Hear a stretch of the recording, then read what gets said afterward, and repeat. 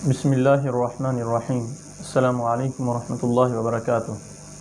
آج ہم آپ کے سامنے مشہور زمانہ کذاب و مفتری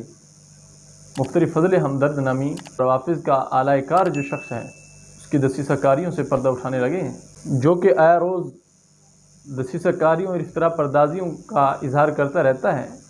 اور عقائد و معمولات اہل سنت کے معاملہ میں غلط بیانی سے کام لیتا ہے، اور اس سے مقصود اس کا ایران سے داد وصول کرنا ہوتا ہے۔ یہ موصوف حضرت سیدنا علی المرتضیٰ رضی اللہ تعالیٰ عنہ کی سیدنا صدیق اکبر رضی اللہ تعالیٰ عنہ سے بیعت کا جو معاملہ ہے اس کا حال بیان کرتے ہوئے کچھ یوں بیان کرتا ہے۔ سے جس طرح معلوم ہے غزوہ خیبر کے اندر حدیث ہے، امام علی علیہ السلام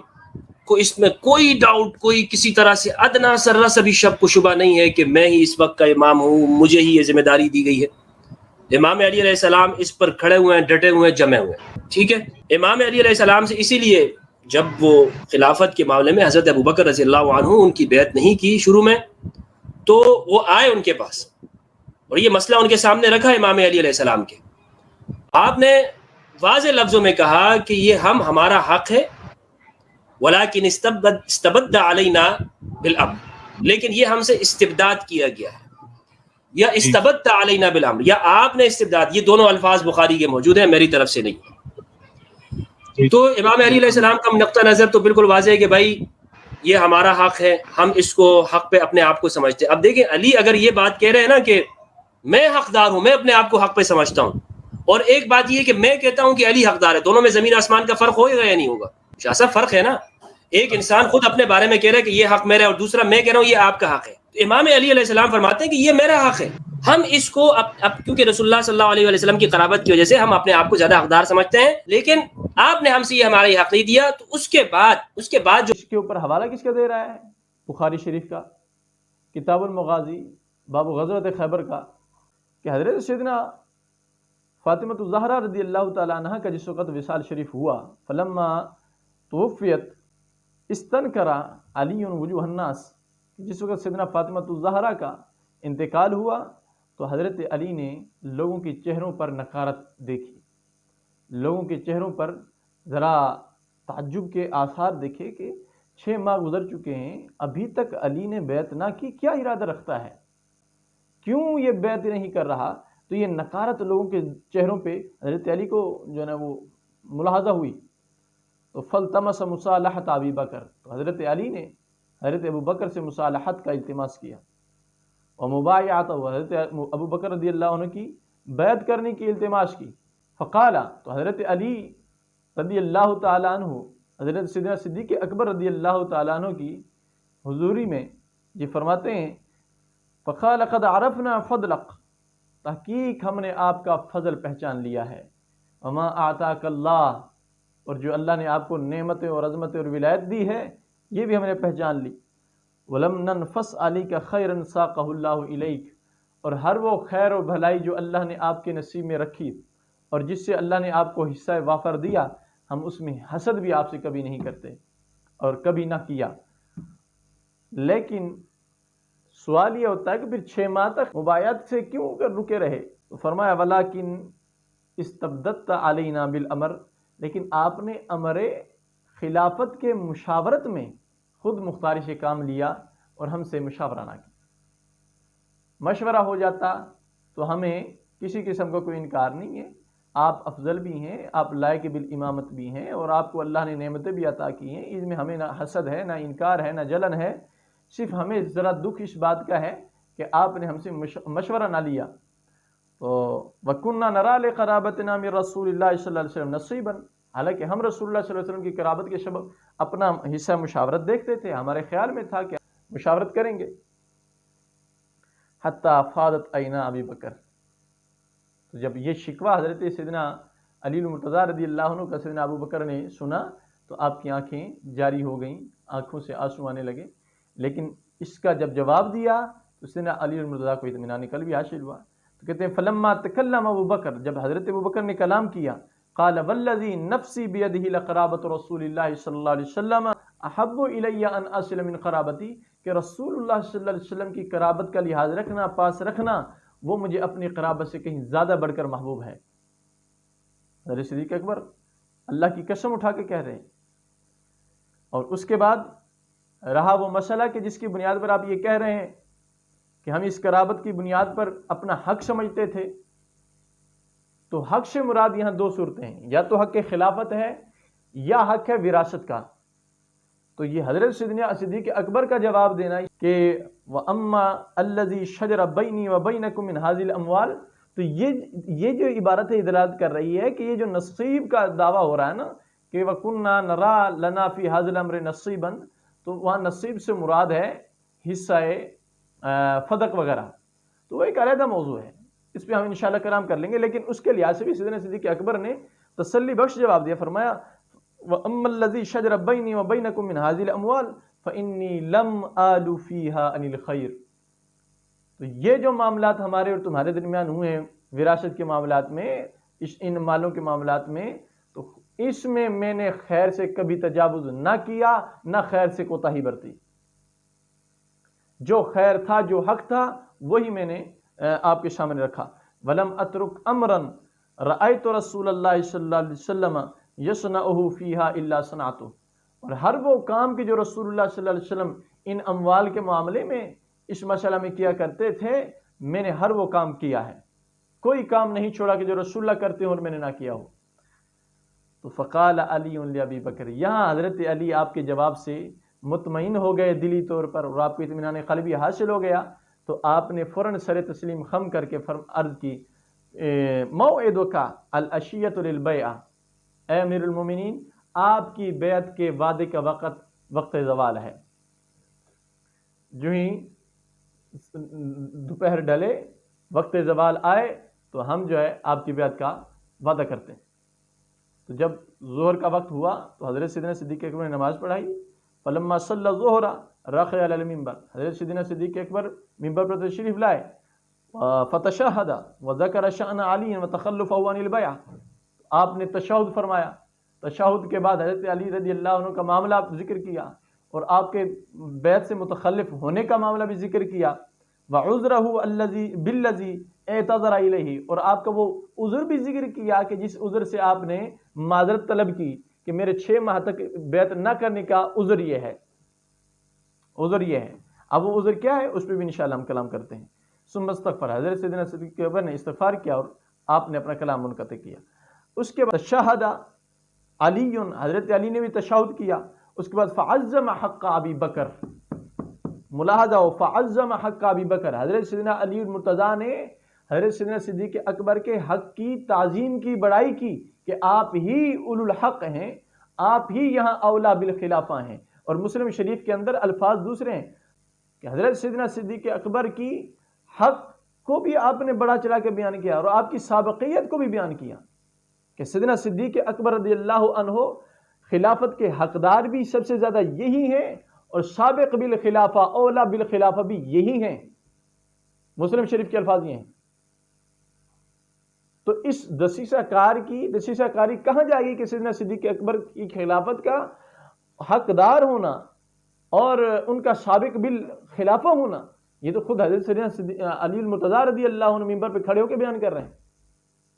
اور وہی بخاری شریف اس کا ماخذ و مصدر، جس بخاری سے یہ دھوکہ دینا چاہ رہا تھا۔ اب کہاں گیا کہ استبد علینا، کہ حق تو ہمارا ہے لیکن آپ نے غصب کر لیا، نعوذ باللہ۔ یہاں تو الٹ ہے میاں، حضرت علی المرتضیٰ رضی اللہ عنہ تو یہ کہہ رہے ہیں کہ حقدار آپ ہی ہیں اور سابق بالخلافہ بھی آپ ہی ہیں۔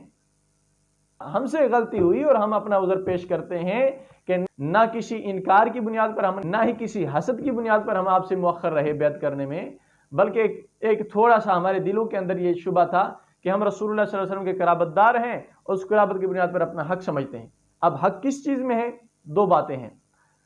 حق یا تو سمجھتے ہیں مال فدق والا، جیسے کہ عبارت سیدنا صدیق اکبر کے جوابی کی بتا رہی ہے، تو وہ ایک علیحدہ موضوع ہے،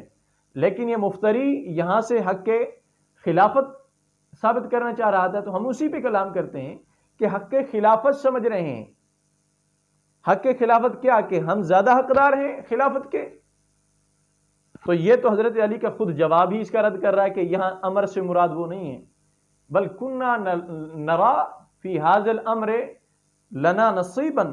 تو یہاں جو نصیب ہے اور یہ جو حصہ ہے اس سے مراد حق کے مشاورت ہو سکتا ہے، اور اگر اعلیٰ سبیل التنزل حق کے استخلاف ہی مراد ہو جیسے کہ روافض کا نظریہ ہے، تو یہاں نصیب سے مراد نصیب خلافت اور حق خلافت ہی مراد لینے پر ہم یہ سوال کرتے ہیں کہ حضرت سیدنا علی المرتضیٰ رضی اللہ عنہ 6 ماہ تک اپنے آپ کو حقدار خلافت کے سمجھتے رہے، اور 6 ماہ تک جو ہے نا آپ بیعت سے انکاری رہے تمہارے بقول، اور آپ نے بیعت قبول نہ کی، تو یہ ان کا حق تھا کیونکہ آپ حقدار تھے امامت کے تمہارے بقول، تو 6 ماہ کے بعد پھر بیعت قبول کیوں کر لی؟ کسی نے پریشرائز کیا؟ کسی نے آپ کی گردن پر تلوار رکھی تھی، مجبور کیا تھا؟ نہیں، پھر اپنی ہی رضا سے بیعت کو قبول کرنا اب دوار سے خالی نہیں کہ پہلے حق پر تھے اور اب باطل پہ آ گئے، پہلے درستگی پہ تھے اور اب ظلم پہ آ گئے۔ اور قرآن کریم تو فرماتا ہے وَلَا تَلْبِسُوا الْحَقَّ بِالْبَاطِلِ، حق کو باطل سے نہ ملاؤ۔ اگر حقدار تھے تو بیعت کر کے باطل سے کیوں ملایا حق کو؟ اور اگر پہلے 6 ماہ غلطی پر تھے تو ماننا پڑے گا تو بیعت کے وقت آپ ثواب پہ آئے اور حق کو قبول کیا، لیکن یہ غلطی، ہم یہ کہیں گے کہ یہ غلطی کوئی گناہ نہ تھا بلکہ آپ کا یہ اجتہاد تھا۔ اگر علی سبیل التنزل ہم یہ مانتے ہیں کہ یہاں وہ اپنے آپ کو خلافت کا حقدار سمجھتے ہوئے بیعت سے متاخر رہے تو ہم یہ کہیں گے یہ ان کا اجتہاد تھا، اور اجتہاد پہ عمل کرتے ہوئے 6 ماہ تک رکے رہے۔ 6 ماہ کے بعد انہیں اپنے اجتہاد میں خطا نظر آنے لگی اور ثواب ادھر صحابہ کے جمہور کی طرف اور بیعت صدیق اکبر رضی اللہ عنہ کی طرف نظر آنے لگا، تو آپ نے بیعت کا مطالبہ کر دیا اور التماس بھی کر دی اور عرض گزاری کی کہ ہم بیعت کرنے کو تیار ہیں۔ تو یہ حال ہے کہ 6 ماہ تک آپ کو اجتہاد کی بنیاد پر خطا رہی، 6 ماہ کے بعد آپ نے حق اور ثواب کو پا لیا، اور اس بات پہ دلیل کہ آپ نے 6 ماہ تک اپنا اجتہاد کیا اور اجتہاد کی بنیاد پر متاخر رہے، اس پہ دلیل یہ ہے کہ جس وقت سیدنا صدیق اکبر رضی اللہ عنہ کی بیعت آپ نے کر لی تو اس کے بعد بخاری شریف کے الفاظ ہیں فَسُرَّ بِذَلِكَ الْمُسْلِمُونَ، مسلمانوں کو اس سے بڑی خوشی حاصل ہوئی، مسلمانوں کے اندر خوشی کی لہر دوڑ گئی، اور پھر کہا کیا مسلمانوں نے فَقَالُوا أَصَبْتَ، صحابہ کرام کہہ رہے ہیں اے علی تو نے اب ثواب کو پا لیا اور آپ حق کو پہنچ گئے۔ تو بیعت کے وقت صحابہ کا کہنا کہ آپ ثواب کو پہنچ گئے ہیں تو یہ دلالت کر رہا ہے کہ اس سے قبل آپ 6 ماہ تک جو رکے رہے وہ آپ کی اجتہادانہ خطا تھی، اور خطا اجتہادی ہمارے ہاں کوئی معصیت نہیں، کوئی گناہ نہیں، بلکہ اس پہ بھی ثواب ملے گا۔ لیکن یہ علی سبیل التنزل ہم کہہ رہے ہیں کہ اگر وہاں امر سے مراد خلافت والا امر لے لیا جائے اور وہ اپنے آپ کو خلافت کے حقدار سمجھ کر جو ہے 6 ماہ تک رک رہے، جبکہ صحیح سند کے ساتھ ابن حبان وغیرہ نے روایات پیش کی ہیں کہ حضرت علی نے ابتداً ہی بیعت کر لی تھی۔ یہ جو 6 ماہ کے بعد بیعت کا ذکر ہے یہ بیعت ثانیہ تاکیدیہ تھی کہ لوگوں کے دلوں کے اندر شاید کچھ ملال پیدا ہو گیا ہو سیدہ فاطمہ الزہرا رضی اللہ عنہا کہ وہ طلب میراث والے مسئلہ میں، اور اس کے بعد پھر آپ کا کلام نہ کرنا اور سیدنا علی المرتضیٰ رضی اللہ عنہ کا بھی دربار خلافت سے منقطع رہ جانا، شاید ان کے دلوں میں کوئی وہم اور گمان پیدا نہ ہو۔ اس گمان کو دور کرنے کے لیے آپ نے دوبارہ تاکیدی طور پر خلافت کو جو ہے نا وہ قبول کیا اور بیعت کا اقرار کیا اور بیعت کی لوگوں کے سامنے۔ تو یہاں پر یہ سیدنا ابوبکر صدیق رضی اللہ عنہ کا نماز ظہر کے بعد منبر پہ تشریف لانا اور تشہد کے بعد حضرت علی رضی اللہ عنہ کے معاملہ خلافت کو اور بیعت سے متخلف رہنے کو ذکر کرنا، یہ بھی دلالت ہے کہ آپ نے اعلانیہ بیعت کی ہے، رسول اللہ صلی اللہ علیہ وسلم کے خلیفہ مطلق اور نائب مطلق سیدنا صدیق اکبر کو مانا ہے۔ تو یہاں اس جاہل کا یہ کہنا کہ حضرت علی کہہ رہے ہیں کہ نہیں مسجد میں بیعت ہوگی، لوگوں کے سامنے بیعت ہی نہیں ہوگی، یہ بھی اس کی جہالت ہے۔ جس بخاری کے حوالے سے یہ باتیں کر رہے ہیں اس بخاری کے الفاظ اس کا رد کر رہے ہیں۔ اس خلافت کے معاملے میں وقتی طور پر امام علی علیہ السلام نے اس میں ان کے حق کو تسلیم کر لیا اور ان کو خلیفہ مان لیا۔ سری دھوکہ اور سری دجل و فریب ہے اس شخص کا کہ سیدنا علی المرتضیٰ رضی اللہ عنہ کے متعلق یہ کہتا ہے کہ آپ نے دل سے بیعت قبول نہ کی. اگر دل سے بیعت قبول نہ کی تو کیا ظاہری طور پہ کی تھی؟ منافقانہ طرز عمل اختیار کرتے ہوئے ظاہراً بیعت کر لی اور دل سے ناراض ہی رہے. اب اگر ان کے بقول دل سے ناراض تھے، دل سے بیعت نہ کی تھی، تو اولاً تو یہ منافقت، ثانیاً یہ کہ جمہور صحابہ اور پوری امت کا اجماع سیدنا صدیق اکبر رضی اللہ عنہ کی خلافت پر اور ان کی اولویت پر ہو رہا ہے، اور علی المرتضیٰ رضی اللہ عنہ اس کے لحاظ سے منکر ہیں،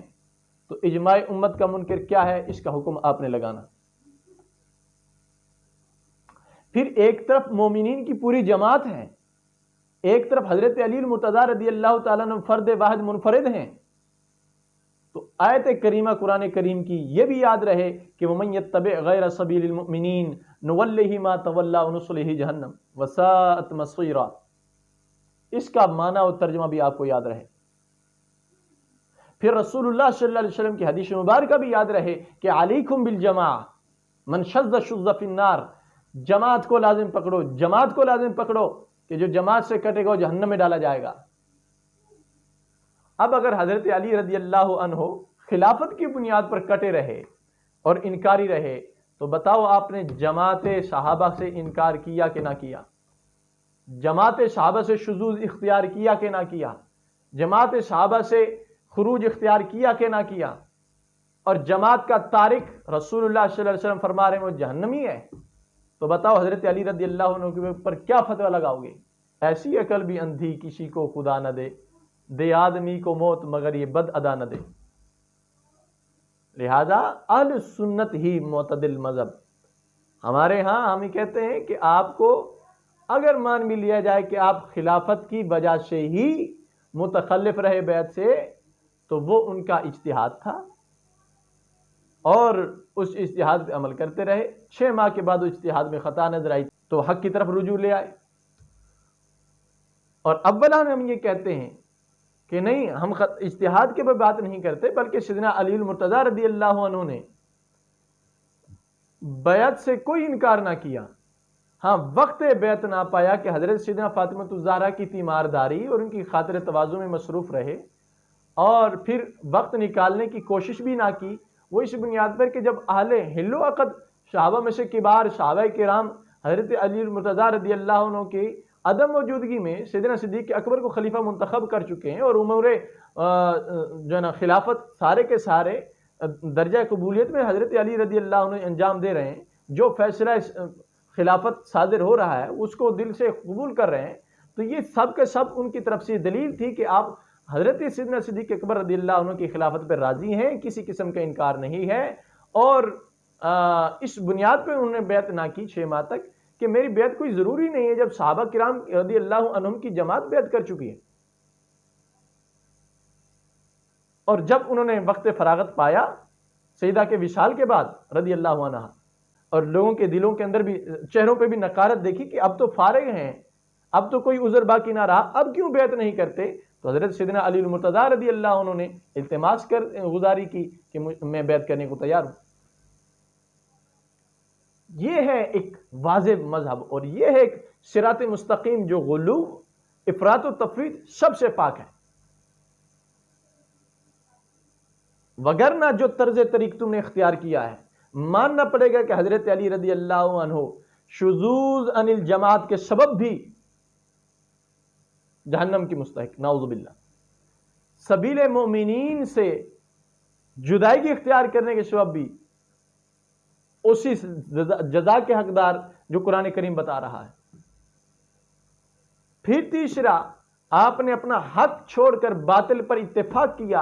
اور التباس حق بالباطل کیا، جس سے منع کیا گیا قرآن کریم وَلَا تَلْبِسُوا الْحَقَّ بِالْبَاطِلِ وَتَكْتُمُوا الْحَقَّ وَأَنْتُمْ تَعْلَمُونَ. تو اس کی سزا بھی پھر آپ ہی مقرر کرنی ہے.